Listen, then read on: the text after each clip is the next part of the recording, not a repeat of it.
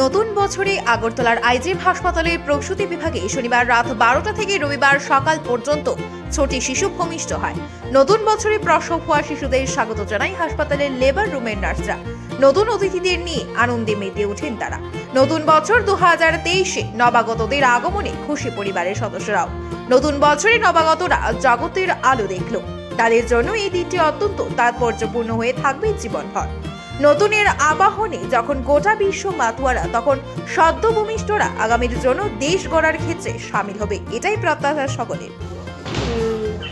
নমস্কার, আমি সমাজ চক্রবর্তী বলছি, স্টাফ নার্স। আমি আইজিএমের এমনি ওয়ার্ডে স্টাফ নার্স।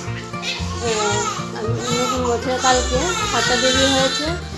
আমি সবাই, আমার স্টাফ, আমার যত কলিগ আছে সবাইকে আমি নতুন বছরের শুভেচ্ছা জানাচ্ছি। মা বোন সবাই যাতে, বেবিরা যাতে সবাই ভালো থাকে নতুন বছরে, তাই আশা করছি।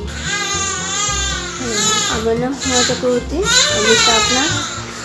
আমার এখানে কালকে নতুন বছর 6টা বেবি হয়েছে। আমি সবাই, মা বোন সবাইকে নতুন বছরের শুভেচ্ছা জানাচ্ছি।